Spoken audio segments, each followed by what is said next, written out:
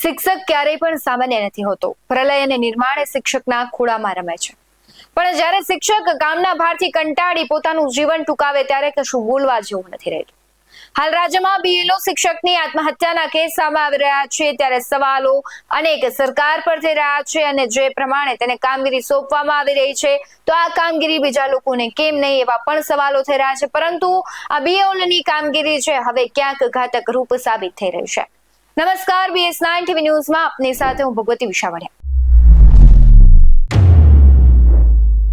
છેલ્લા ઘણા દિવસથી આત્મહત્યાઓના કિસ્સાઓ વધી રહ્યા છે. એમાં પણ સરકાર દ્વારા જે બીએલઓ શિક્ષક કહેવાય છે કે મૂકવામાં આવી રહ્યા છે, નાખી જે પ્રક્રિયા કરવામાં આવી છે SIR ની, તેને લઈને ક્યાંક શિક્ષકો છે તેના માનસિક દબાણ વધી રહ્યું છે અને ઘણી બધી એવી શાળાઓ છે કે જો એક કે બે શિક્ષક હોય અને શિક્ષકોને બીએલઓની કામગીરી સોંપી દેવામાં આવી તો હવે વિદ્યાર્થીઓના ભવિષ્યનું શું?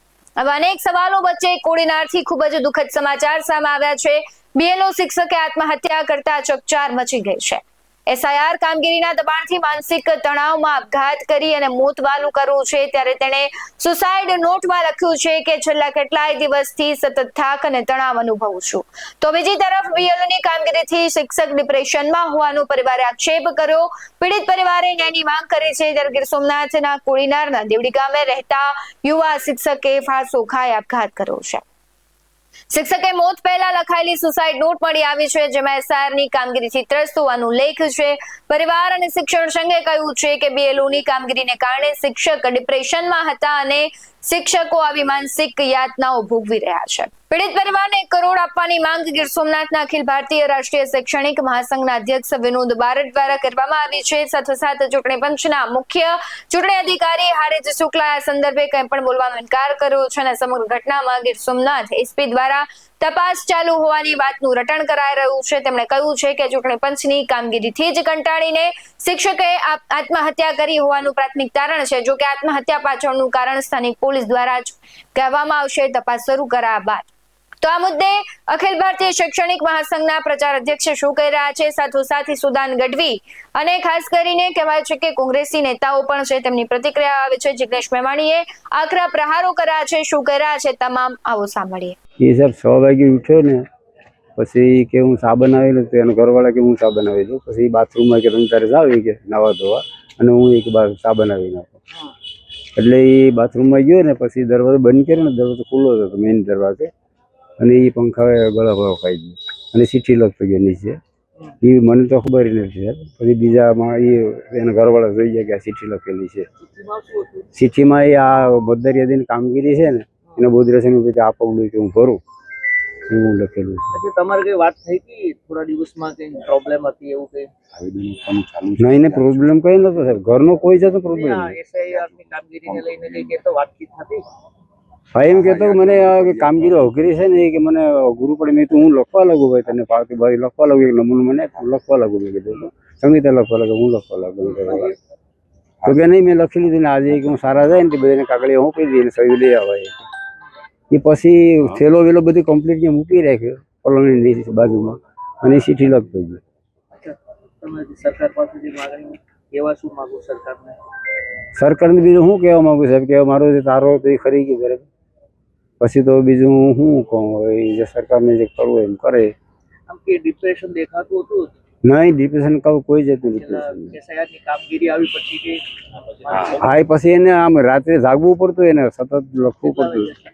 1-2 વાગે જાગે, સવારે પાછું 9 વાગે તૈયાર થઈને નિશાળે જતો, પછી ખાવાનું ભેગું લેતું, સાંજે 8-9 વાગે આવે. પેલા કેટલા વાગે સુતો? આજે 1 વાગે સુતો અને સવારે 5 વાગે 5:30 ઉઠ્યો. શિક્ષક દેવડી ગામના વતની છે અને બીએલઓની ખૂબ ભારે પ્રેશરને કારણે તેઓએ સુસાઇડ કરી છે. અખિલ ભારતીય રાષ્ટ્રીય શૈક્ષિક મહાસંઘ ગીર સોમનાથ અને ગુજરાત પ્રાંત દ્વારા મુખ્યમંત્રી શ્રી અને સરકારમાં ખૂબ રજૂઆત કરેલી છે કે વોરંટ ઇસ્યુ ન થાય અને નોટિસો ન આપવામાં આવે. છતાં પણ અહીંયા વારંવાર નોટિસો આપવામાં આવી છે અને આ બીએલઓના ભારે પ્રેશરના કારણે આ એક સારા શિક્ષકે આજે સુસાઇડ કર્યું છે. સુસાઇડ નોટ મળી છે? હા, સુસાઇડ નોટ મળી છે અને એના પત્નીને ઉદ્દેશીને એણે લખેલું છે કે આ સુસાઇડનું કારણ માત્ર ને માત્ર બીએલઓની કામગીરી છે. હવે શિક્ષક મહાસંઘ શું કરશે? શિક્ષક મહાસંઘ સરકાર પાસે એવી અપેક્ષા રાખે છે કે બીએલઓની અલગ કેડર બનાવવામાં આવે અને શિક્ષકોને મુક્ત કરવામાં આવે, જેથી કરીને આવી ઘટનાઓ ન જ બને. તમારી માંગણી નહીં સંતોષાય તો મારી માગણી નહીં સંતોષાય તો અખિલ ભારતીય ગુજરાત પ્રાંત છે એને અમે જાણ કરશું અને ત્યાંથી આ સંગઠન દ્વારા રાજ્ય સ્તરથી આનો વિરોધ કરવામાં આવશે. સર, એ તો હવે પછીની વાત છે, પણ આ પરિવારનું શું? આ પરિવાર માટે અખિલ ભારતીય રાષ્ટ્રીય શૈક્ષિક મહાસંઘ ખૂબ ઊંચા વળતરની પણ માગણી કરે છે અને 1 કરોડ રૂપિયાની માગણી કરીએ છીએ અમે કે આ શિક્ષકને એને મળવું જોઈએ, કેમ કે ડ્યુટી દરમિયાન અને ડ્યુટીના ભારથી એને સુસાઇડ કરેલું છે. મિત્રો, ગુજરાતની ભાજપ સરકાર, કેન્દ્રની સરકાર અને ચૂંટણી પંચે ઢાંકણીમાં પાણી લઈને ડૂબી મરવું પડે એવી ભયંકર ચિંતાજનક ઘટના આપણી સામે ગુજરાતમાં બની છે. ગુજરાતના ગીર સોમનાથ જિલ્લાના અરવિંદ મૂળજીભાઈ વાઢેર નામના શિક્ષકે તાજેતરમાં આજે જ સુસાઇડ કર્યું છે અને એમણે આત્મવિલોપન કરતી વખતે જે ચિઠ્ઠી લખી છે એ ચિઠ્ઠીમાં લખ્યું છે સ્પષ્ટપણે કે મારાથી કોઈ પણ કાળે કોઈ પણ સંજોગોમાં સ્પેશિયલ ઇન્ટેન્સિવ રિવિઝન સરની કામગીરી થઈ શકે એમ ન હોય, છેલ્લે કોઈ વિકલ્પ ન બચતા થાકીને હારીને ત્રસ્ત થઈને હું આ આત્મઘાતી પગલું ભરી રહ્યો છું. આના પરિવારજનોને હું શ્રદ્ધાંજલિ પાઠવું જ છું, પણ આપણે બધાએ ગંભીરતાથી વિચારવાની જરૂર છે. રાજ્યની સરકાર, કેન્દ્રની સરકાર અને ચૂંટણી પંચે ખાસ વિચારવાની જરૂર છે કે તમે શિક્ષકોને આવું ભયંકર આત્મઘાતી પગલું ભરવા માટે કેમ મજબૂર કરો છો? અન્ય અનેક કેડરના સરકારી કર્મચારીઓને તમે આમાં જોતરી શક્યા હોત. આ અરવિંદ મૂળજીભાઈ વાઢેર એમણે જે સુસાઇડ કરવું પડ્યું એના મૂળમાં આ એસઆઈઆરની પ્રક્રિયા જવાબદાર છે. કોઈ શિક્ષકે પોતાનું જીવન ટૂંકાવવું પડે એનાથી મોટી દુઃખદાયી અને ચિંતાજનક બાબત શું હોઈ શકે? સમગ્ર ગુજરાતના શિક્ષકો, દેશના શિક્ષકો એ એજ્યુકેશનની ભણાવવાની કામગીરી બાજુ પર મૂકી આ કામમાં જોતરાય અને એના કારણે એમણે એના બોજથી થાકીને સુસાઇડ કરવું પડે, આ બિલકુલ કોઈ પણ સંજોગોમાં ચલાવી ન લેવાય. એટલે રાજ્યની સરકાર પાસે, કેન્દ્રની સરકાર પાસે, ચૂંટણી પંચ પાસે હું માગણી કરું છું કે બધા સાથે મળીને એકબીજાના સંકલનમાં નિર્ણય લો કે એસઆઈઆરની પ્રક્રિયા સંપૂર્ણપણે રદબાતલ કરવામાં આવે અને જો રદબાતલ ન થવાની હોય તો એની અવધિ વધારીને તમે 100 દિવસ કરો. કાનપટ્ટી પર બંદૂક મૂકતા હોય એ પ્રમાણે શિક્ષકોને તમે ફરજ પાડો છો કે એક બૂથના 1200-1500 ફોર્મ તમે ભરીને લાવો અને આ પ્રકારની કામગીરી ફક્ત શિક્ષકોની પાસેથી તમે કેમ કરાવવા માંગો છો? અન્ય અનેક કેડરના સરકારી કર્મચારી છે, તમે એમાં એ લોકોને પણ એમાં ઇન્વોલ્વ કરી શકો. એટલે અરવિંદ મૂળજીભાઈ વાઢેરે જે સુસાઇડ કર્યું છે એના માટે હું માનું છું કે ચૂંટણી પંચ અને કેન્દ્રની સરકાર જવાબદાર છે. સમગ્ર ગુજરાત અને દેશના શિક્ષકોએ આ મુદ્દે જાગવું જોઈએ. આ બિલકુલ ન ચલાવી લેવાય એવી ઘટના બની છે. ફરી એકવાર હું અરવિંદભાઈના પરિવારજનોને મારી શ્રદ્ધાંજલિ તો પાઠવું જ છું, પણ રાજ્યના મુખ્યમંત્રીને વિનંતી કરું છું કે અન્ય કેડરના કર્મચારીઓને પણ આ સરની પ્રોસેસમાં વિનંતી કરવામાં આવે અને ભોગ બનેલાના પરિવારજનોને સરકારી નોકરી અને યોગ્ય વળતર ચૂકવવામાં આવે. અરવિંદ મૂળજીભાઈ વાઢેર જે શિક્ષક મિત્રે સુસાઇડ કર્યું છે એને આપણે બધા સાથે મળીને એક ગુજરાતી તરીકે, એક દેશવાસી તરીકે આપણી શ્રદ્ધાંજલિ પાઠવીએ અને હું તો માનું છું કે આમાં કોઈકની લાયબિલિટી, જવાબદારી ફિક્સ કરીને એ યોગ્ય પગલાં પણ ભરવામાં આવે. અરવિંદ મૂળજીભાઈનું આ સુસાઇડ એ બિલકુલ એળે ન જવું જોઈએ. ગુજરાતમાં અને દેશમાં જે એસઆઈઆરની પ્રક્રિયા ચાલી રહી છે એ ગરીબો, વંચિતો, શોષિતો, જે સામાન્ય માણસો છે, જે વિપક્ષના વોટ છે, એની કઈ રીતે ચોકડી મારવી એ પ્રમાણેના ઇન્ટેન્શનથી આખી પ્રક્રિયા કરવામાં આવતી હોય એવી દેશના લાખો કરોડો લોકોને શંકા છે, ડાઉટ છે. એટલે હું તો પહેલી માગણી કરું કે એસઆઈઆરની પ્રક્રિયા બંધ થાય અને 1% કેસમાં પણ જો બંધ થવાની ન હોય તેની અવધિ, એનો સમય મર્યાદા વધારીને એટલીસ્ટ 3-1 મહિના કરવી જોઈએ. ગીર સોમનાથમાં સમાચાર મળ્યા કે એક બીએલઓએ કામના ભારણને લઈને સરકારે જે એસઆઈઆરની જે કામગીરી આપી છે અને એ પણ ટૂંકા સમયમાં કરી દેવાની કામગીરી છે, એના કારણે એક શિક્ષકે આપઘાત કર્યું છે.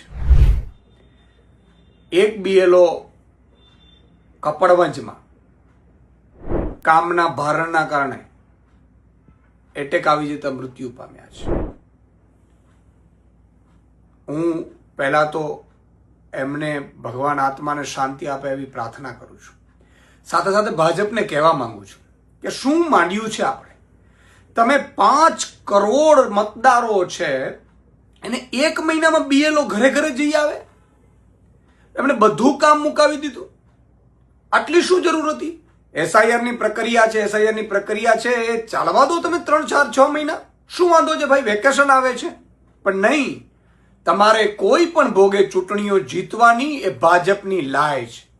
ભાજપ સત્તાની ભૂખી છે. ભાજપ ચૂંટણીઓ જીતવાની ભૂખી છે.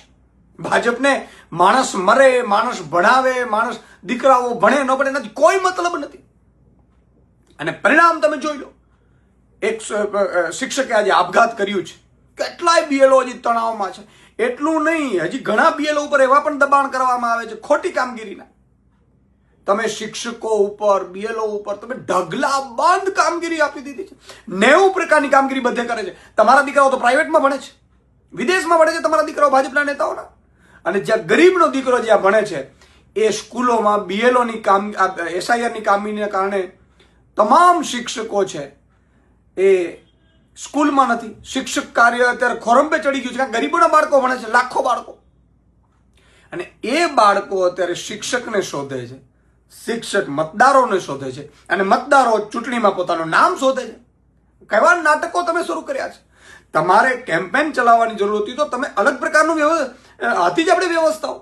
ચૂંટણી સમયે આપણે કરીએ જ છીએ 2 મહિના પહેલા કે જેના નામ કમી રહી ગયા હોય, ચોડાવા હોય, એકવાર ક્રોસ વેરિફિકેશન કરી લો. આ બધા ધંધાઓ કરીને તમને એમ લાગે છે કે તમે ગડબડો કરીને ચૂંટણીઓ જીતશો. આ ભાજપના કારણે, ભાજપના એસઆઈઆર ને 1 મહિનામાં પૂરું કરવાના જે નિર્ણયો છે એના કારણે આજે બીએલઓ એ આપઘાત કરવા પડ્યા છે. હું તમામને વિનંતી કરું છું બીએલઓને કે જરા પણ ચિંતા તમે ન કરો. કદાચ 1 મહિનામાં કામગીરી પૂરી નહીં થાય તો અમે લાખો, અમારા હજારો કાર્યકર્તાઓ છે આમ આદમી પાર્ટીના, તમારી વારે આવશે. તમારા ઉપર કોઈ પણ દબાણ લાવે તો અમને અમારો સંપર્ક કરજો તમે. અમને ખબર છે તમારા ઉપર ખોટા દબાણો હશે, પણ ચિંતા ના કરો તમે. આ સરકારોમાં આ જ અપેક્ષાઓ હોય છે. એને ચૂંટણીઓ જીતવાથી મતલબ છે. કોઈ પણ ભોગે ચૂંટણીઓ જીતવાની મતલબ છે. એને ખબર છે કે ડ્યુ થઈ રહી છે ફેબ્રુઆરીમાં તાલુકા, જિલ્લા, નગરપાલિકાની ચૂંટણીઓ, મહાનગરપાલિકાની, એ પાછી ઠેલાય અને એસઆઈઆરમાં કંઈક થોડું ઘણું આમ તેમ કરી અને પાછી ચૂંટણીઓ જીતી અને પાછી માહોલ બનાવવામાં માહિર ભાજપા તમારા ઉપર દબાણ કરે છે. પણ તમે જરાય ચિંતા ન કરતા અમારો સંપર્ક કરજો. અને તમારી ઉપર જો ખોટા કાર્ય કરવાનું પણ દબાણ કરે તો પણ અમારો સંપર્ક કરજો. મારી વિનંતી છે આવું કોઈ પગલું ન ભરે. અને ઘણા બીએલઓને મને ખબર છે કે કામગીરી જો હાજર ન થાય તો એને સસ્પેન્ડ કરી દેવામાં આવે છે ને શિક્ષકમાંથી ફરજ મુક્ત કરી દેવામાં આવે છે. એવા લોકોની સાથે પણ આમ આદમી પાર્ટી ઊભી છે. કોઈએ ચિંતા કરવાની જરૂર નથી. ફરીથી હું ભાજપને કહું છું કે હજી વિચારી લો, આટલું પ્રેશર ના કરો. શિક્ષકો વેકેશનમાં આપણે આ એસઆઈઆરની કામગીરી થઈ શકશે. અત્યારે જે ડ્યુ ચૂંટણીઓ છે ચૂંટણી લાવી દો અને બાળકોને ભણાવવા દો. ગરીબ મધ્યમ વર્ગના બાળકો સરકારી શિક્ષણમાં ભણે છે ને એને ભણવા દો. જે પ્રમાણે તેનો પરિવાર, ખાસ કરીને શૈક્ષણિક મહાસંઘ, વિરોધ પક્ષો વિરોધ કરી રહ્યા છે. સાથોસાથ આપણે જોઈએ છે કે છેલ્લા ઘણા દિવસથી શિક્ષકો છે આ કામગીરીમાં જોતરાયા છે, એટલે શિક્ષણ પણ બગડી રહ્યું છે. ઘણી વખત એવા દ્રશ્યો પણ રાજ્યમાંથી આવે છે કે શિક્ષકો છે એ તમને જાજરૂ સાફ કરતા જોવા મળે, સ્કૂલની સફાઈ કરતા શિક્ષક જોવા મળે. ચૂંટણીની કામગીરી હોય તો શિક્ષકને મૂકવામાં આવે. હવે ભાઈ બધામાં શિક્ષક મૂકશે તો શિક્ષણ ક્યારે આપશે તેઓ? અને ખાસ કરીને જ્યારે શિક્ષણ આપવાનું થાય, અન્ય તેમને વહીવટી કામગીરી કરવાની થાય, ચૂંટણી હોય તો તેમાં પણ તેને મૂકવામાં, એટલે ચૂંટણીનું કામ કરવાનું થાય ને પ્લસ હવે આ નવી જવાબદારી સોંપવામાં આવી છે અને તેને લઈને આ બધી જ ચિંતાઓ. કારણ કે માણસ એક પ્રકારની તેની લિમિટ હોય છે અને લિમિટ બહાર જ્યારે આ બધી વસ્તુ થતી હોય છે, માનસિક તણાવ તેને ઉત્પન્ન થતો હોય છે અને તેને જ લઈને ક્યાંક આવી પગલાઓ ભરતા હોય છે. પરંતુ હવે એ જોવાનું રહ્યું કે આ પગલું તેણે જે ભરવું છે તેના પરિવારને જે ખોટ પડી છે તેની ભરપાઈ કોણ કરી શકશે? શું પૈસાથી વ્યક્તિ પાછો આવી શકે છે? આવા અનેક સવાલો છે. અને એક નાનો દીકરો કે જેને બાપ ખો છે, એમના પત્ની કે જેમણે આખું કહેવાય છે કે હવે પતિ વગરનું જીવન વિતાવવું પડશે, એ પરિવાર પર અત્યારે અણધારી આફત આવી ગઈ છે. શું સરકાર તેની ભરપાઈ કરી શકશે? આવા અનેક સવાલો છે અને સરકાર પર અત્યારે કહેવાય છે કે સરકાર તો એટલે ખાસ કરીને સત્તાધારી પાર્ટી છે, અલગથી જેને બીએલઓનું એક આખું સંગઠનની રચના કરવાની હોય ને તે કામગીરી માટે અલગ લોકોની નિમણૂક કરવાની હોય, પણ એ કંઈ થયું નહીં અને શિક્ષકોને સોંપવામાં આવી. એટલે તેનું પરિણામ આપણે જોયું કે શિક્ષકો છે આપઘાત કરી રહ્યા છે. આની પહેલા પણ એક શિક્ષકને હાર્ટ એટેક આવી ગયો હતો. એટલે આ ખૂબ ગંભીર સમસ્યા હોય ધીમે ધીમે થઈ રહી છે અને શિક્ષકોને ક્યાંક હવે વધારે પડતી તેમને જવાબદારી આપવામાં આવે છે અને તેનું ભારણ વધી જવાથી તે પોતે આત્મહત્યાઓ કરતા હોય છે. તેવા કિસ્સાઓ પણ વધી રહ્યા છે. આ એક લાલબત્તી સમાન કિસ્સો છે અને આ ઘટનાને લઈને તમારું શું કહેવું છે તે કમેન્ટ બોક્સમાં જરૂરથી જણાવજો. બાકી આવા જ વધુ અહેવાલો સાથે ફરી મળતા રહીશું. તમે અમારી યુટ્યુબ ચેનલને સબસ્ક્રાઇબ કરવાનું, અમને ફેસબુક અને ઇન્સ્ટાગ્રામ પર ફોલો કરવાનું ભૂલશો નહીં. બાકી અમને નવી અપડેટ્સ મેળવવા માટે જોતા રહો BS9 TV ન્યૂઝ. નમસ્કાર.